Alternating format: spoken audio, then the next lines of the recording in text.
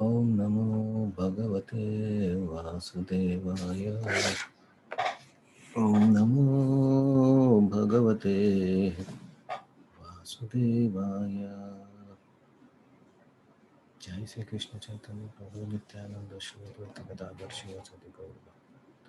Hare Krishna, Krishna Krishna, Hare Hare. Hare Rama, Rama Rama, Hare Hare. Hare Krishna. So, we continue our reading from Bhagavad Gita, chapter 1, Sainya Darshan. And today we will see shloka number 24. So, Arjuna asked Krishna to take the Rath in between the armies, and he wanted to see with whom he has to fight. And yesterday we saw he wanted to see who has come to support Dhritarashtra and his evil-minded plans or strategies. So from here we'll now check the shloka number 24. So let us chant the verse. Sanjaya Uvacha Sanjaya Uvacha Evam Ukto Rushikesho Evamukto Rishikesho Gudakeshena Bharata Gudakeshena Bharata Senayorubayormadye Senayorubayormadye Stapiyatva Rathottama. Stapayitva Ratottamam. Sanjaya Uvacha Arjuna Uvacha Evam Ukta Rishikesho Evamukto Rishikesho Gudakeshena Bharata Gudakeshena Bharata Senayorubayormadye Senayorubayormadye Stapiyatva Rathottama. Stapayitva Ratottamam.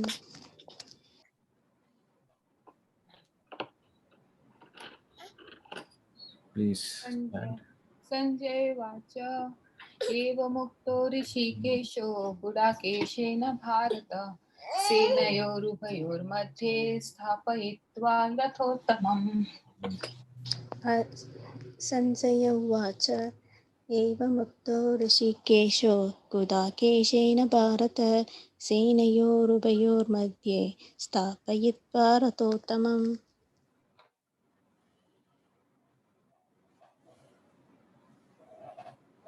Anyone else?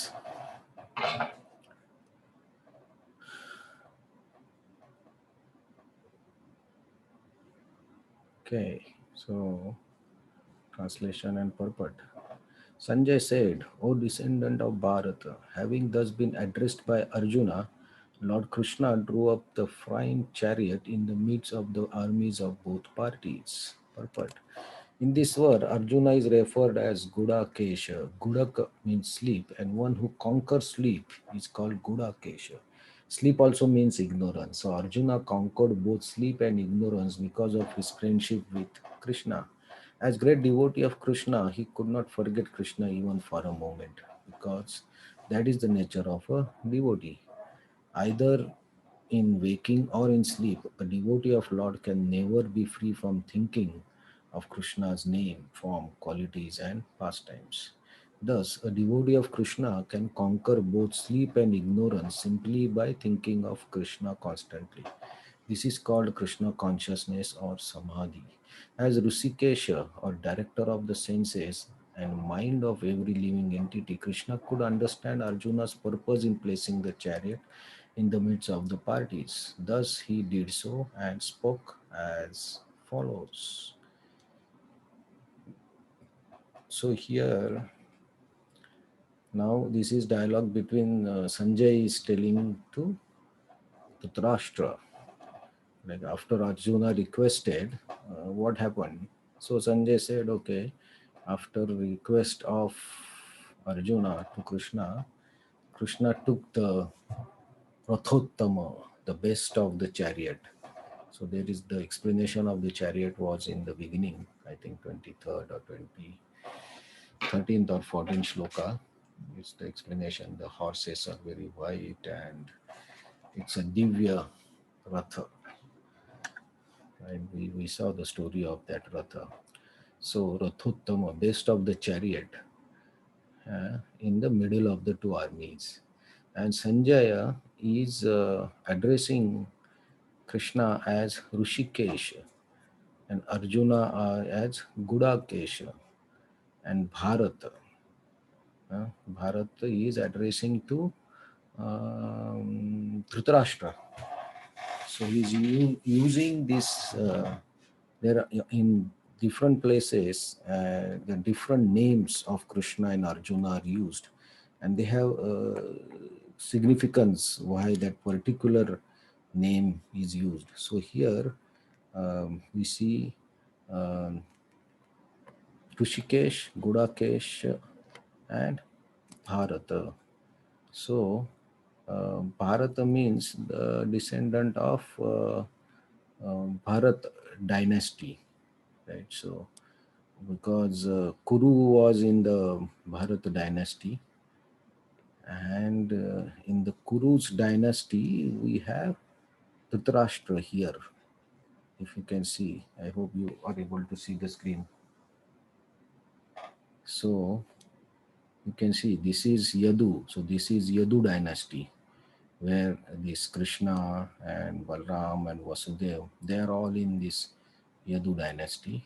And from Bharata, this Kuru, King Kuru has come, and King Kuru became the king of Hastinapur, and from him came the Kuru dynasty. And in the Kuru dynasty, then we have Vichitra Virya, and Vichitra Virya, and from Vichitra Virya, Dhritarashtra, Pandu, and Vidura. So Dhritarashtra's son are Kaurav, and Pandu's son are Pandav. So they are the main characters.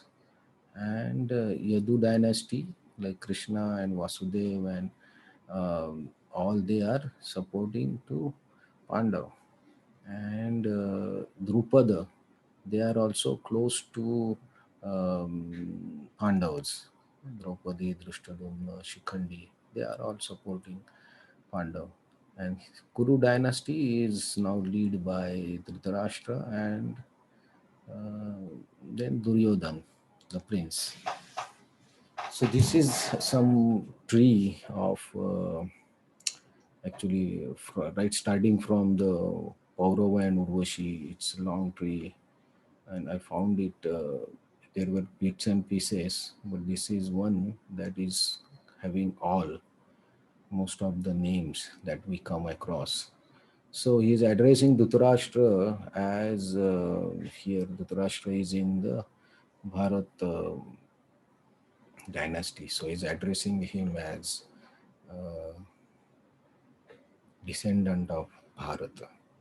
Now the second word is Rushikesh. So Rushikesh is addressed to Krishna. So Rushikesh, the literal meaning of the word is who controls the senses of everyone.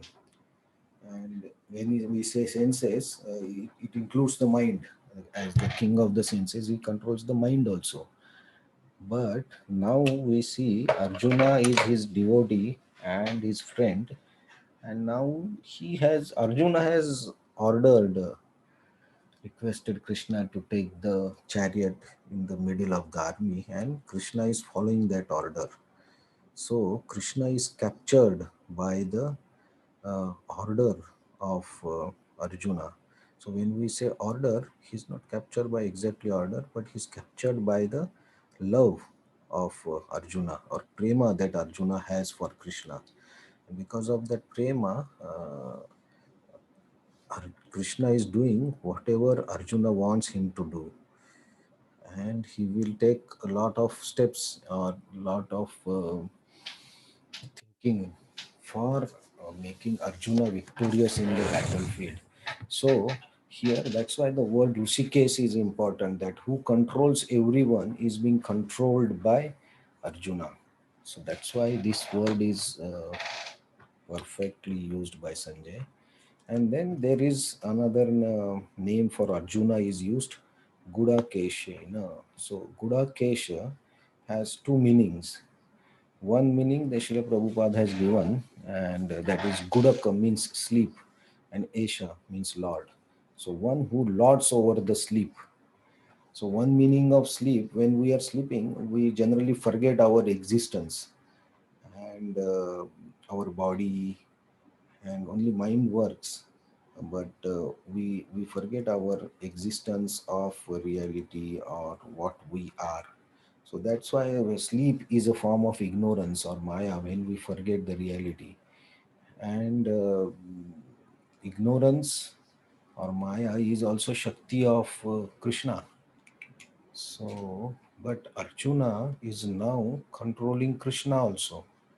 So that's how Arjuna has conquered over the ignorance, or Arjuna has conquered over the sleep. That is the meaning of addressing him as Gudakesha.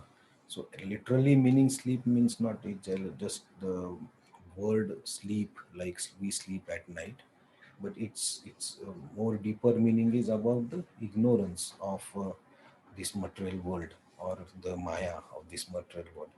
And another meaning that Srila Vishwanath Chakravarti Thakur gives is Akesha means Brahma, Vishnu, and Mahesh. A, Ka, and Sa. And Goda means Jaggery or sweet, which is sweet. So Arjuna is the person who is giving sweetness of Krishna to Akesha, or who is showing, or he by his act he is giving joy of sweetness or joy of love to even Vishnu, Brahma, and Shiva. So from that angle, he is called Akesha, and Guda means Jaggery. So he's giving sweetness of Krishna's love for his devotee, and also he is. It also presents that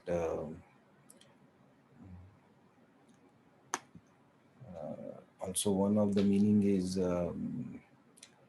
this shows how Krishna is controlled by the love of his devotee, and also it shows Arjuna's prema on the Supreme Lord, that is controlling the movement of Krishna. So seeing this sweetness of relationship, or mercy on Arjuna, or the interaction between the devotee and the Lord, that gives a happiness, and that happiness is compared to sweetness or guda, jaggery, which is very sweet and natural. So when we are happy, we feel we have a different smile. So Brahma, Vishnu, and Mahesh are feeling that sweetness of love of between the devotee and the Lord. So that is also one meaning of Guda Keshena. So that's why Sanjay is also telling Dhritarashtra by just these names, also by addressing in such a way that Dhritarashtra also understands his position. So he is also giving him hint that he is not only Dhritarashtra, but he is coming from King Bharat, who was the emperor of the world. So if he is in the descendant of that, his responsibility is not only for his son, but the total kingdom or the total population as such. So he is giving Sanjay a hint. Sorry, Sanjay is giving hint to Dhritarashtra about his responsibility, and at the same time, he is also giving the greatness of Arjuna, explaining the greatness of Arjuna, and how and why Krishna is on Pandava's side. And by this, he is indirectly telling that because Krishna has so much love, and Arjuna has so much love for Krishna, Krishna is going to support, and as the Supreme Lord, he will make sure that Arjuna becomes victorious in the battlefield. And then he says, addressing all these things, then he says, Krishna took the Ratha Uttama, the great chariot, in between the two armies. So this is how messenger's activity or responsibility is very important, where he even if he cannot directly tell the master, but by his actions, by his words, he conveys the message. And if the master or the listener is intelligent enough, he will hear the message or the essence of the message and learn from it. So this principle we can apply in our practical life about the communication.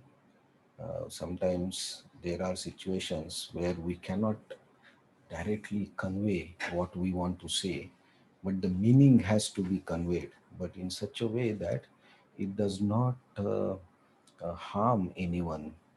And Krishna in chapter 17 says that this is the austerity of the speech, that always speak the words which are pleasing to the next person.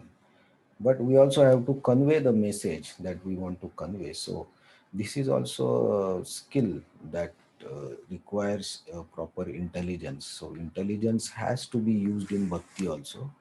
Like its intelligence is given for that you maintain good relationships by having good communication, and at the same time helping the next person about the uh, real duty or real purpose or real dharma, if he's not on the right track. So these are a few of the points that I thought we can learn from this shloka and the different words used by Sanjay. And now I think the next shloka, Krishna will speak for the first time, where the dialogue starts between Krishna and Arjuna. So, if any other points or insights, please feel free to share.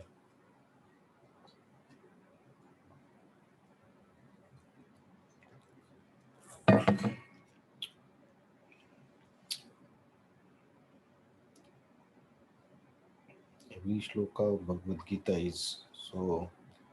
That's why Bhagavad Gita is not only intelligence, but it also at every step uh, shows the bhakti yoga. Uh, this the, by bhakti or by love, we can connect with the Supreme. So right from the beginning, um, the position of Arjuna and Krishna and the Ratha, there itself, the start of this loving relationship between a devotee and the Lord starts. And now we can see that here also, that prema for the Lord controls the Lord. And that is bhakti. So we should have love for the Lord.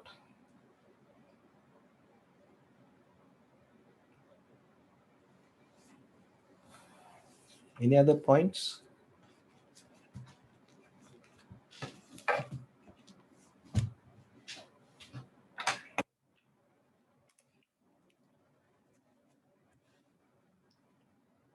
Okay, so thank you very much for joining and giving this opportunity to share whatever we know and we can learn together.